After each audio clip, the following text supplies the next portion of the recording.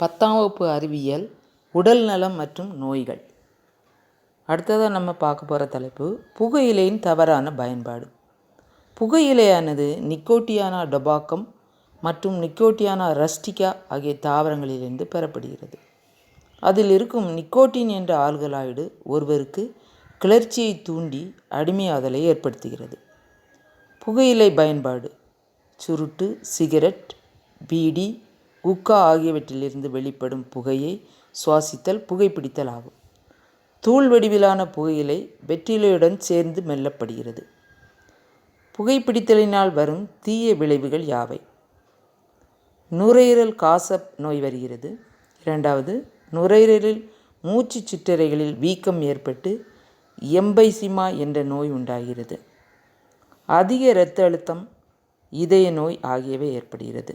4வது, புகையிலை மெல்வதால் வாய் புற்றுநோய் ஏற்படுகிறது.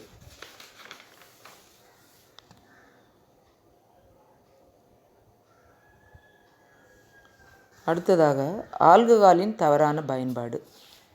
ஆல்கஹாலை சார்ந்திருப்பதும் மதுவுக்கு அடிமையாவதும் ஆல்கஹால் தவறான பயன்பாடு எனப்படுகிறது. மது அருந்துதல் ஒருவரின் உடல் மற்றும் உளவியல் செயல்பாடுகளை பாதிக்கிறது.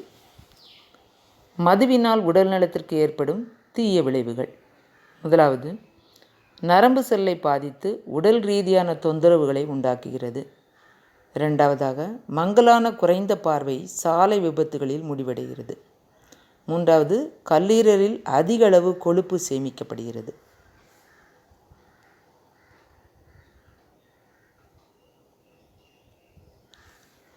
மது அருந்துபவர்களின் மறுவாழ்விற்கான நடவடிக்கைகள்.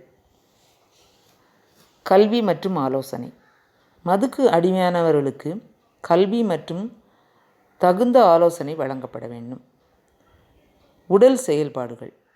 நூல்கள் வாசித்தல், இசை, விளையாட்டு, யோகா மற்றும் தியானம் போன்ற செயல்பாடுகளை செய்ய வேண்டும். அடுத்ததாக மருத்துவ உதவி. மனநல மருத்துவரிடம் ஆலோசனை பெற்று அமைதியான வாழ்க்கை வாழ வழி செய்ய வேண்டும்.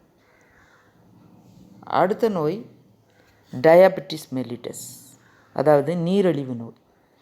நீரிழிவு நோய் குறைவான இன்சுலின் செயல்பாடு, இன்சுலின் சுரக்காமை போன்றவற்றால் ஏற்படுகிறது. இதில் 2 வகைகள் காணப்படுகிறது. வகை 1 மற்றும் வகை 2.